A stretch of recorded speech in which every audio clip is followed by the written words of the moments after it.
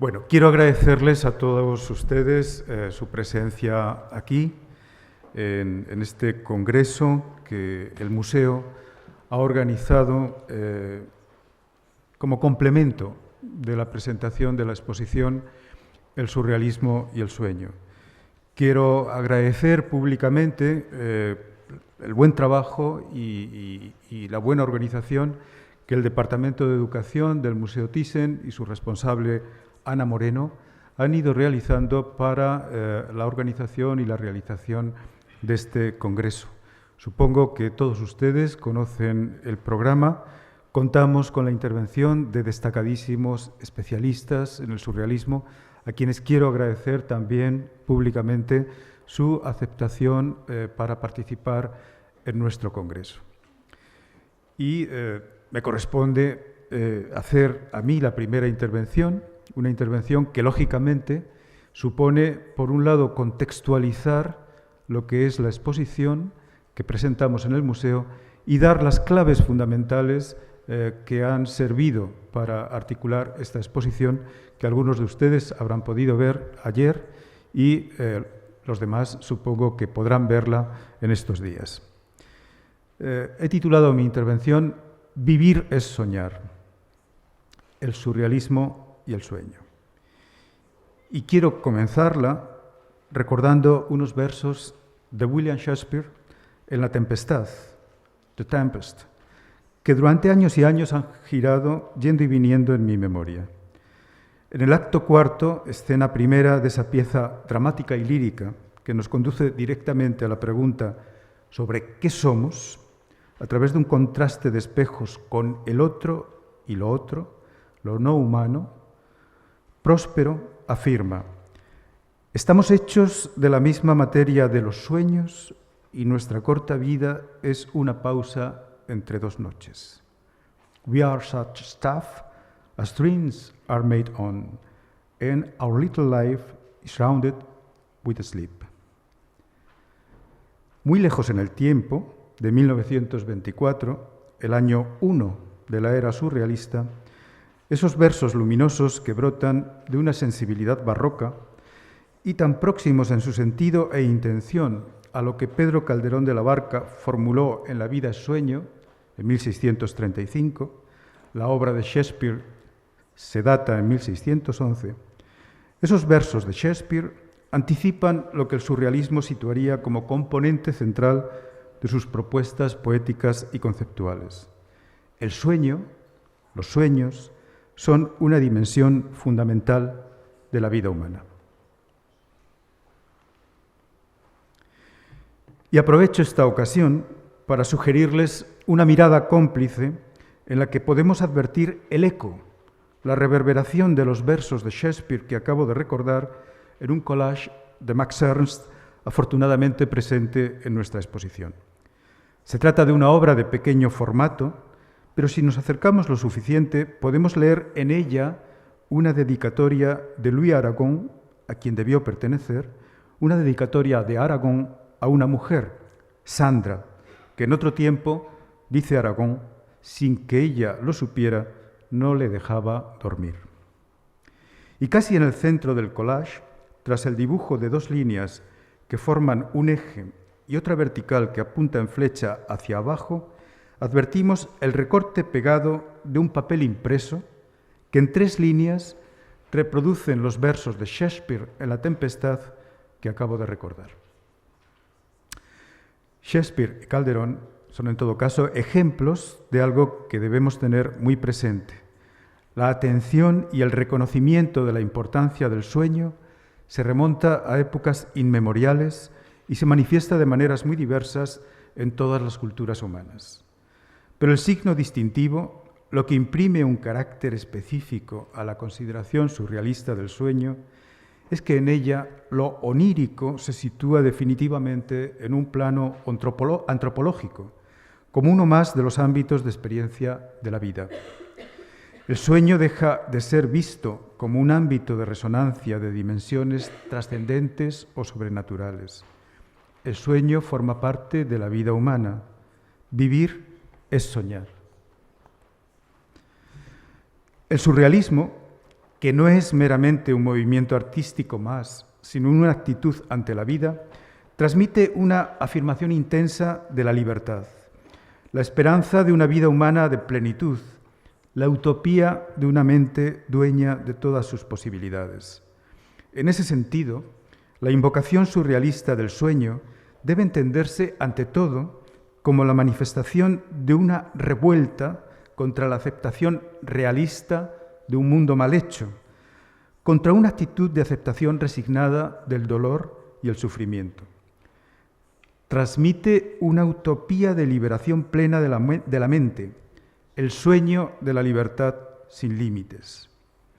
Y eso sí, lo mismo que la utopía, cuyo máximo valor está en saber que su núcleo fundamental reside en lo que niega, en el cuestionamiento de un estado de cosas existente, así como en la consciencia de que siempre puede frustrarse, los sueños son inverificables. No hay manera de someterlos a una contrastación. Solo se pueden compartir como palabra o visión del otro, como aceptación en la confianza a partir de percepciones propias más o menos similares. En este punto me parece de gran interés recordar aquí algunos paralelismos entre la invocación surrealista del sueño y los planteamientos filosóficos de Ernst Bloch, el gran pensador de la utopía, cuya obra he recorrido en diversos momentos de mi trayectoria. En estos tiempos de incertidumbre y zozobra profundas a escala global, el sentido crítico de la utopía es más necesario que nunca. Y desde su primera gran obra, Geist der Utopie, Espíritu de la Utopía, publicada en primera edición en 1918, y después, a lo largo de todo su itinerario filosófico, Ernst Bloch despliega una crítica de Freud y de su teoría psicoanalítica del inconsciente como reconstrucción del pasado, siempre hacia atrás, cuando él dice, lo inconsciente, dice Bloch, es lo que no se ha llegado a experimentar y, por tanto, no puede ser un hecho del pasado, sino del futuro. Se contrapondrían así, en su perspectiva, en nosotros, en los seres humanos, lo ya no consciente y lo todavía no consciente. Es decir, Ernst Bloch concibe el inconsciente como anticipación de lo que todavía no es, de lo que todavía no ha llegado, como anticipación del futuro. En el capítulo Surrealismos pensantes de su libro Erschaft dieser Zeit, Herencia de esta época, Bloch escribe: muchas cosas se ven alrededor. Lo que cae en ruinas es muy coloreado. Grita, sueña, vira a derecha y a izquierda al mismo tiempo. No sale del vacío, pero eso lo vuelve grotesco. Dificulta incluso la huida que quiere volver atrás.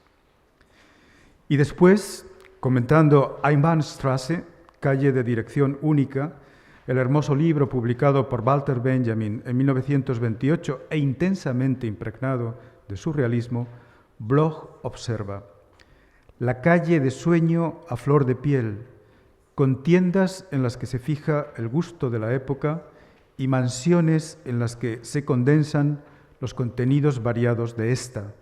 Tal es, o podría ser, el paisaje de esta tentativa. Una tentativa que caracteriza en términos generales como la forma de la revista en filosofía, todo un cambio en la perspectiva del pensamiento filosófico. Forma de revista en filosofía, revista ilustrada, se entiende, acorde con la necesidad de visualización de los nuevos, entonces, en aquel tiempo, territorios urbanos como escenario de la vida y la cultura. Y como conclusión, Bloch dice: la filosofía surrealista es ejemplar en tanto que pulido y montaje de fragmentos, pero esos fragmentos quedan inalterados en una gran multiplicidad y sin lazos entre ellos. Esta filosofía es fundamental como montaje que colabora a la construcción de verdaderas hileras de calles, de tal manera que el fragmento, y no la intención, muera por la verdad y sirva de provecho para la realidad. Las calles de dirección única tienen ellas también una meta. Como podrá apreciarse, la escritura de Bloch, con una intensa voluntad de estilo y asentada también ella en la articulación y montaje de fragmentos, muestra una intensa empatía no solo con Benjamin, sino igualmente con el surrealismo como expresión de la sensibilidad de la época. A pesar de los contrastes y de los indudables matices diferenciales, la revuelta surrealista se introducía así a través de Benjamin y Bloch, entre otros, en el horizonte de la filosofía alemana. No resulta extraña, pues, la atención que ambos pensadores prestan al sueño.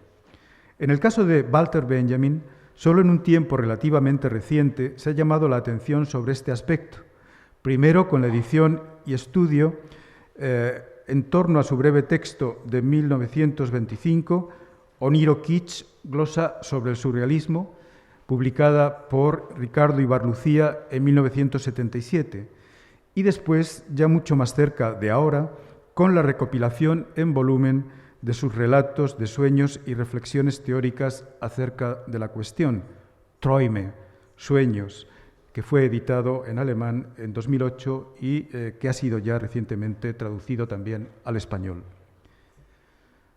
Pero volvamos a Bloch.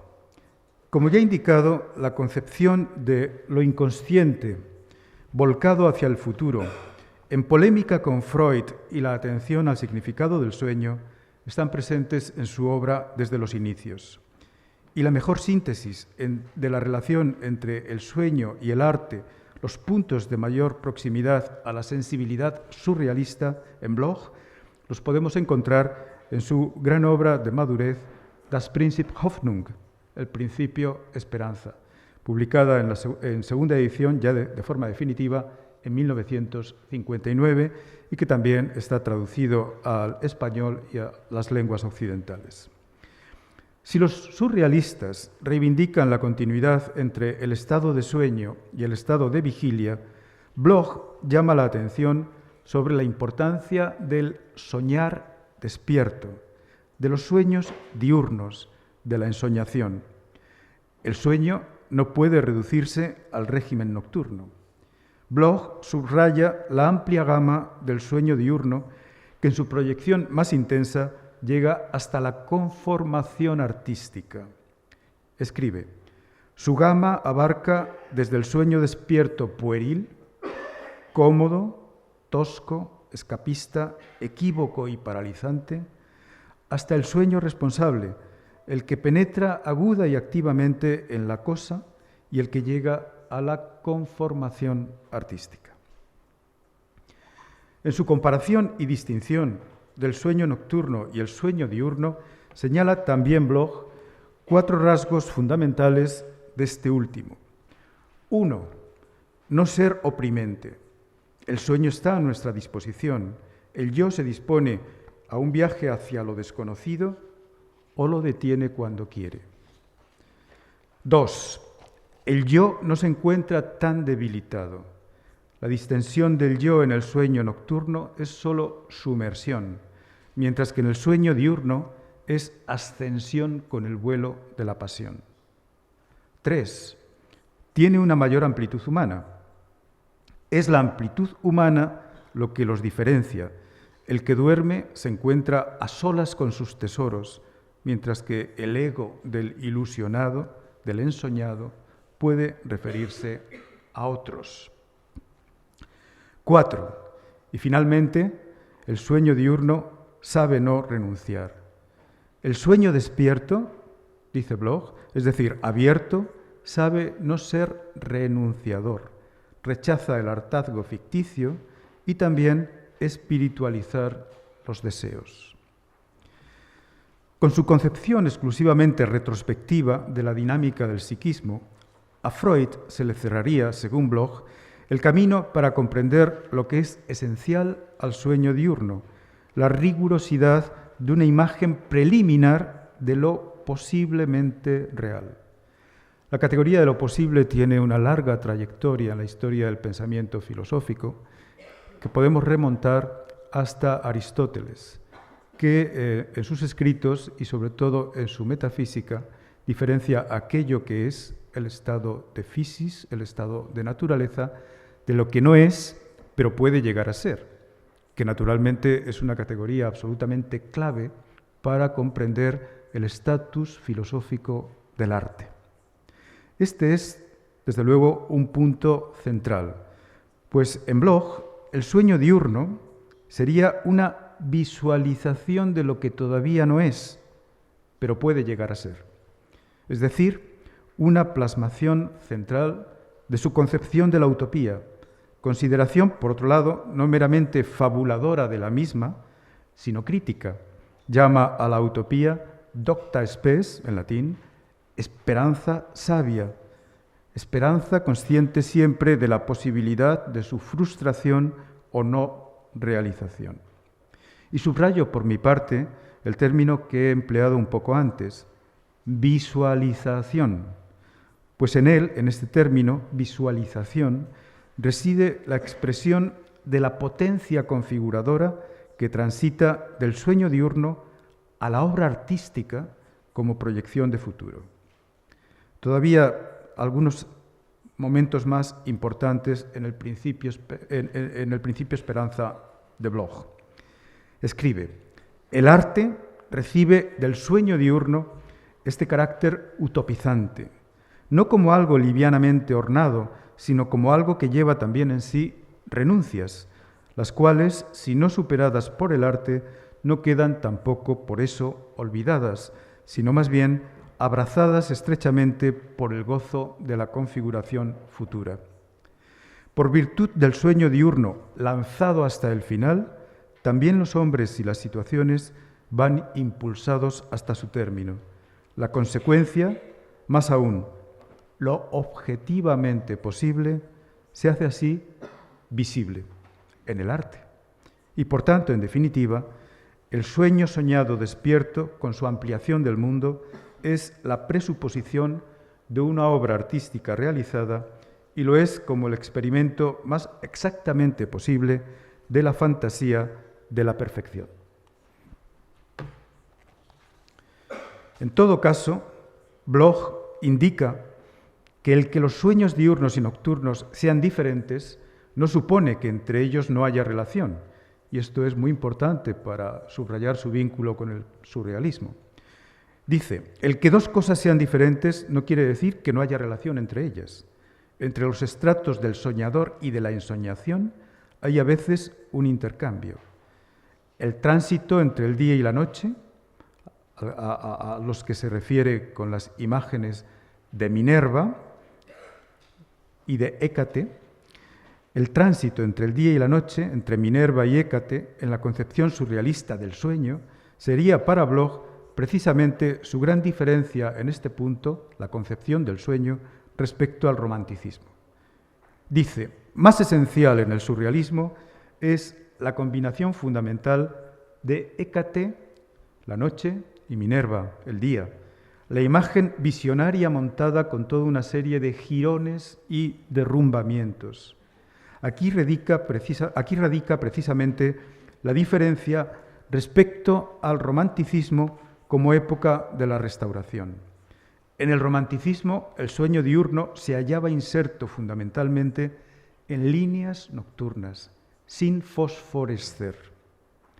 El surrealismo, inserto en cambio en lo que él llama la época del derrumbe, de esa gran crisis, transformación social, política y cultural, que tantos puntos de correspondencia tiene con hoy día, con nuestro presente, entrecruza constantemente noche y día, dando así una plena consistencia, aunque matizada por el humor y la ironía, a lo que visualizamos en el sueño. Escribe Bloch, cavernas primitivas con gritos inarticulados y palabreo histérico se conjuran en fantasías diurnas y se abisman de nuevo, y surge así un constante entrecruzamiento de fantasmagoría nocturna y proyecto. Correspondiendo a la época del derrumbamiento, a la que él mismo pertenece, en el surrealismo, como ocurre siempre en la repentina unión de lo incompatible, no falta por eso el chiste, un chiste a veces impertinente que desenmascara lo artificioso de la construcción o que es incluso una de las pequeñas adaptaciones. Y en la Casa de los Sueños, con todas sus dobles extravagancias, se constituye una atmósfera cómoda. Hasta aquí Bloch. Sigamos ahora, más allá de Bloch, avanzando en nuestra argumentación. Lo mismo que la emergencia del romanticismo supuso a lo largo de la primera mitad del siglo XIX un cambio profundo e irreversible de la sensibilidad en toda Europa, el despliegue del surrealismo en el siglo XX supuso una transformación de carácter similar, impregnando todos los ámbitos de vida, experiencia y comunicación de las sociedades urbanas. Algo que se hace aún más intenso en estos tiempos de globalización y que explica en buena medida la creciente actualidad del surrealismo. La misma palabra, surrealismo, surreal, surrealista, se ha incorporado a los usos comunes e incluso coloquiales del lenguaje. Aunque no dejen de darse giros impropios o distorsionados, una grandísima parte de los seres humanos en nuestro tiempo saben modular y modulan no solo el término, sino también todas las variantes de despliegue del surrealismo. Y aunque hay también, en mi opinión, vías muertas, lastres, que probablemente tienen no poco que ver con los contextos de época del tiempo histórico en el que el surrealismo brotó, como son, por ejemplo, los coqueteos con el espiritismo o la magia, a pesar de ello, su núcleo poético y conceptual supone un paso importante, sumamente relevante, en la emancipación y enriquecimiento del psiquismo, de la interioridad humana. En mi opinión, el elemento decisivo en esa dirección se cifra en la concepción surrealista de la imagen. En el manifiesto del surrealismo, André Breton rechaza que las imágenes literarias comporten el menor grado de premeditación y que la aproximación de dos realidades lejanas con las que éstas se constituirían, según marcaba la preceptiva literaria desde Aristóteles, desde su poética, pudiera llevarse a cabo de forma voluntaria. La propuesta de Breton contiene dos elementos principales. Uno, la imagen nos surge por una percepción consciente del espíritu. Y dos, su valor está en función de la belleza de la chispa que produce. Escribe André Breton, primer manifiesto del surrealismo, 1924. Para empezar, digamos que el espíritu no ha percibido nada conscientemente. Contrariamente, de la aproximación fortuita de dos términos ha surgido una luz especial, la luz de la imagen, ante la que nos mostramos infinitamente sensibles. El valor de la imagen está en función de la belleza de la chispa que produce y, en consecuencia, está en función de la diferencia de potencia entre los dos elementos conductores. Cuando esta diferencia apenas existe, como en el caso de las comparaciones, la chispa no nace. Eso escribe André Breton. Por lo tanto, Breton va más allá de una comprensión simplemente retórica o de teoría literaria de lo que es la imagen. Y en ese sentido, lo que me interesa subrayar es, sobre todo, la importancia para la cultura contemporánea de la apropiación del carácter inconsciente de las imágenes que Breton lleva a cabo, obviamente sin mantenerse en el marco de lo que inconsciente o imagen significan dentro de la teoría psicoanalítica. Los planteamientos surrealistas son bastante diferentes. Breton establecía un nexo entre el carácter inconsciente de la imagen y la belleza de la chispa que produce. Con ello quiere decir que no hay control o intervención racional de la consciencia en la aparición de la imagen, pero a la vez también que su valor brota de algo tan inconcreto como esa chispa, que no es ella misma chispa, sino otra imagen. ¿Qué quiere decir Breton? Pienso que la clave es la expresión completa, la belleza de la chispa, que nos remite a la vez a una dimensión formal, al espacio de la representación sensible, donde se ha situado siempre en nuestra tradición cultural, desde la Grecia clásica, la categoría belleza y todos sus derivados, y también a la dimensión fortuita, accidental, incontrolable de la chispa. Con ese planteamiento, el surrealismo ofrecía al hombre moderno una vía para apropiarse del amplísimo depósito de imágenes producidas por las distintas tradiciones culturales desde la noche de los tiempos, dándoles nueva vida en el presente, en un registro a la vez formal y psíquico e independientemente de sus contextos de origen.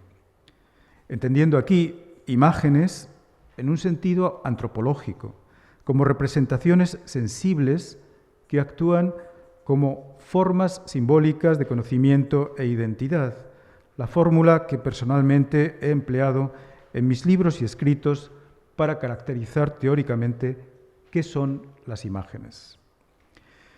Esa vía a las imágenes, abierta por el surrealismo, es eminentemente estética, poética, pero su importancia radica en el desbordamiento implícito de la concepción tradicional que limita los usos creativos de la imagen a los territorios de las distintas artes.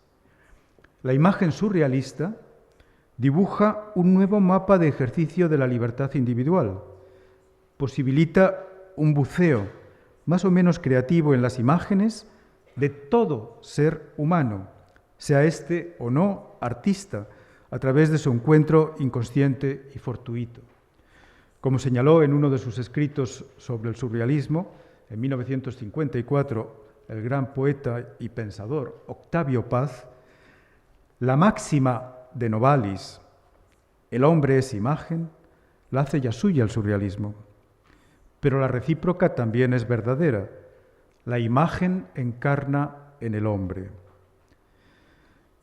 Y la verdad es que nada ha sido igual en la cultura de nuestro tiempo después de la irrupción del surrealismo en la imagen.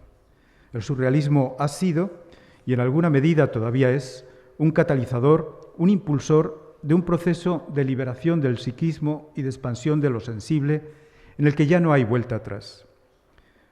La exposición que presentamos, El surrealismo y el sueño, pretende mostrar que esa huella, esa gran ola de transformación de la sensibilidad, tiene una de sus raíces más profundas en la vinculación surrealista entre sueño e imagen. Obviamente, el planteamiento surrealista brota desde la poesía y se ramifica en todos los ámbitos de la experiencia estética, articulándose también en el plano de la reflexión acerca de la dinámica y el funcionamiento del psiquismo humano. En la perspectiva abierta por el surrealismo, nada en el sueño vendría desde fuera de la vida humana.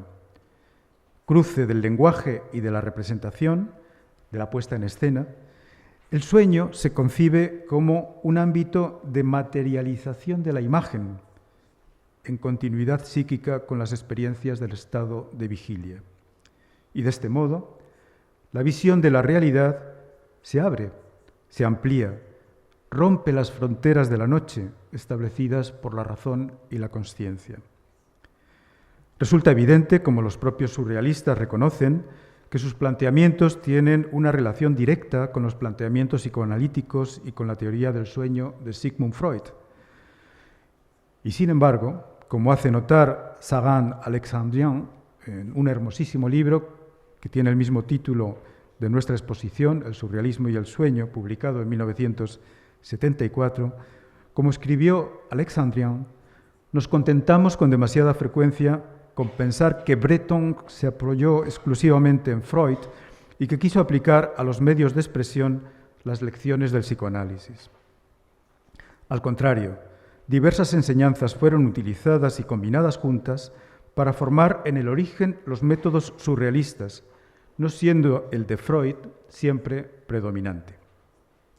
Además de esa combinación de otros elementos de la que habla Alexandrian, en el caso concreto de Breton hay que recordar el carácter complejo, dual, a la vez de admiración y de antagonismo de su relación con Freud.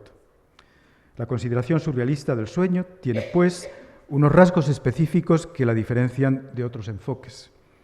Es verdad que a partir de diversos antecedentes, la literatura romántica, la simbolista y aportaciones específicas de la psiquiatría y la psicología en el siglo XIX, el impulso decisivo para los planteamientos y elaboraciones surrealistas en torno al sueño proviene de Sigmund Freud y de su gran obra La interpretación de los sueños, publicada originalmente en 1900.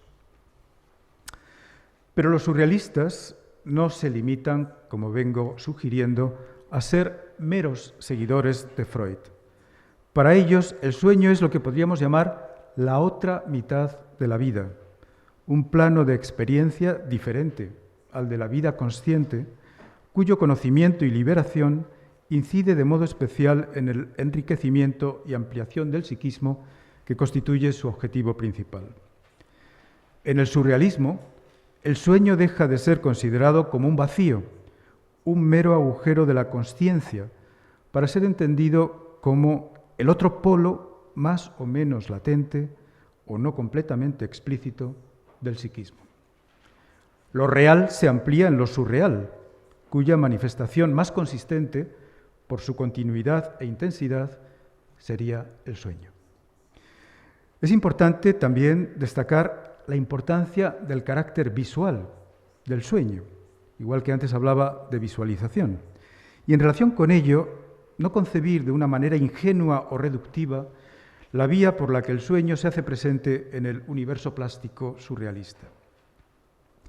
En este sentido, me parece fundamental tener presente el punto de vista de Max Ernst, quien con extraordinaria lucidez, en un texto escrito en 1934, ¿qué es el surrealismo?, rechaza la ingenua y tópica afirmación, demasiado habitual incluso hoy mismo, de que los artistas surrealistas copian sus sueños en sus obras.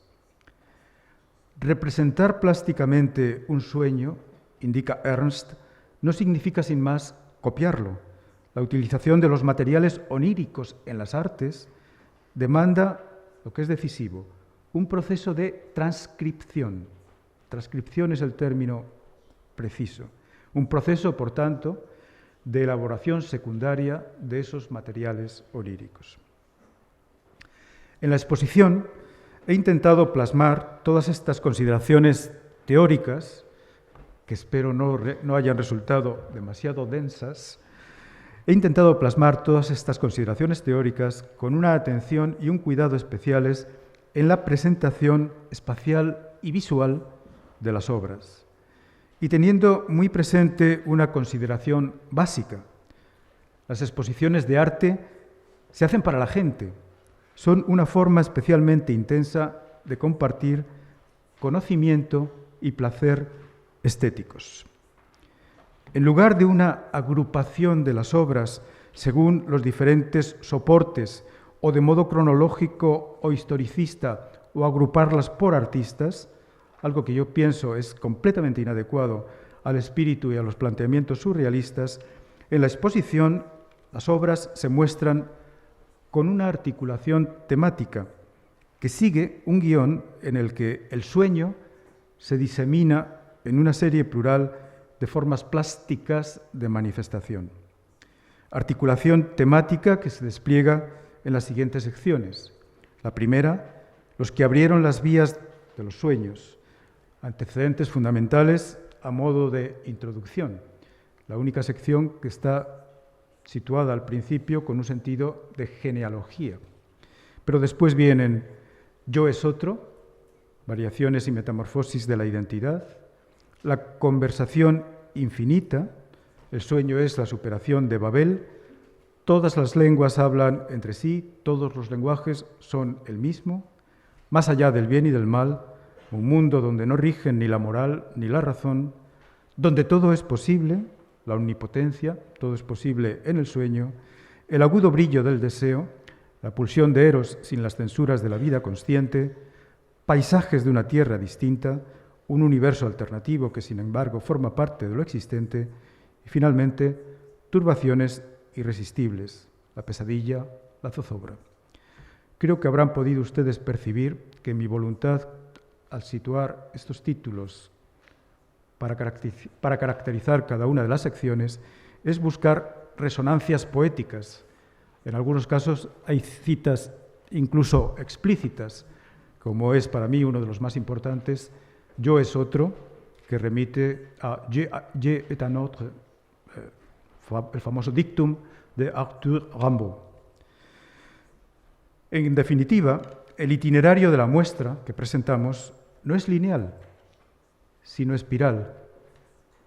Lo que he pretendido es dejar huellas, diseminar ecos, desplegar reverberaciones que permitan a los visitantes encontrar pautas de contacto y reconocimiento de los diversos materiales artísticos y oníricos en distintos momentos espaciales y temporales de su visita. Todo se agita y brilla en el interior y fluye luego, según espero, en los surcos de la memoria. Como opción metodológica, este planteamiento supone potenciar en el grado máximo posible la libertad de la mirada y la comprensión individual del visitante en lugar de otras opciones que, en mi opinión, tienen un cierto tinte autoritario, otras opciones que fijan y determinan excesivamente cómo y cuándo se debe mirar. El itinerario que les he planteado aquí en síntesis, así trazado, abierto, estas marcas plurales en la galaxia sueño, se complementa con un cuidado diseño de los espacios expositivos, buscando en todo momento la potenciación de las obras y el mayor diálogo posible de las mismas con los distintos públicos. El objetivo es que los espectadores vean dinámicamente, con los rasgos específicos de su sensibilidad particular, eso sí, las imágenes surrealistas del sueño encarnadas en las obras que hemos reunido. Son 163 obras y 7 videoinstalaciones reunidas en la exposición, así como el ciclo de cine, este congreso internacional que hemos programado en paralelo, que intentan trazar un mapa del continente plástico surrealista del sueño, un mapa que hasta ahora no había sido ni siquiera esbozado. Y para elaborar las líneas de este mapa, he centrado mi atención en las obras de los artistas que intervienen con mayor o menor continuidad en las actividades del surrealismo en su periodo histórico, desde el año 1, 1924, hasta años 60, en algún punto, alguna prolongación también en los 70. Obviamente quedaría así abierto otro posible espacio subsiguiente de trabajo, el estudio y la presentación de las líneas de diálogo e influencia de esas posiciones históricas del surrealismo sobre el sueño en el arte, tratar de fijar, de estudiarlo en el arte posterior, un espacio que se le va a prestar atención y se va a abrir también en las jornadas de este mismo congreso. En la selección de obras y propuestas, quiero decirles también, he intentado en todo momento y con la máxima atención que se trate de piezas que abordan específicamente la cuestión planteada, la representación plástica surrealista del sueño. No valía sin más cualquier obra surrealista. Tienen que ser obras que temáticamente aborden esa cuestión, la representación plástica surrealista del sueño. Es también importante señalar la diversidad de soportes y medios expresivos utilizados por los artistas surrealistas. La exposición recoge, en toda su variedad y riqueza, los distintos soportes artísticos visuales en los que se despliega la relación del surrealismo y el sueño, la pintura, el dibujo, la obra gráfica, el collage, los objetos y esculturas, la fotografía y el cine. Y aquí se introduce también otro aspecto importante. En ese objetivo de elaborar las obras a través de la representación de un modelo interior y en la época de la expansión tecnológica de la producción y la reproducción de imágenes, los artistas surrealistas fueron los primeros en abrirse plenamente a una fusión de los géneros expresivos, en abrirse a lo que hoy llamamos una estética multimedia. En esa perspectiva resulta crucial el papel desempeñado por el cine. Nada sería igual, tampoco, después de la irrupción del espíritu del surrealismo en el cine, cuya estela es larga, profunda y puede seguirse igualmente hasta ahora mismo. Y otro aspecto decisivo. Fue en el marco del surrealismo donde las artistas mujeres encontraron por vez primera en el despliegue del arte de nuestro tiempo una posición de protagonistas. Aquí tenemos un intenso ejemplo como otros que hemos ido viendo pasar. No desde el primer momento, desde luego, y no sin contradicciones. Las mujeres en el surrealismo comenzaron siendo compañeras, tratadas como objetos de deseo, mujer musa, melusina o eterna mujer niña, mujer espectral. Pero más allá del horizonte machista del deseo, los varones se fueron encontrando con mujeres de cultura y sensibilidad independientes que en muchos casos desarrollaron su personalidad creativa en confrontación o distancia con los hombres. El considerable número de obras de artistas mujeres en la exposición es un signo de la relevancia y del carácter propio de sus aportaciones en la representación plástica del sueño.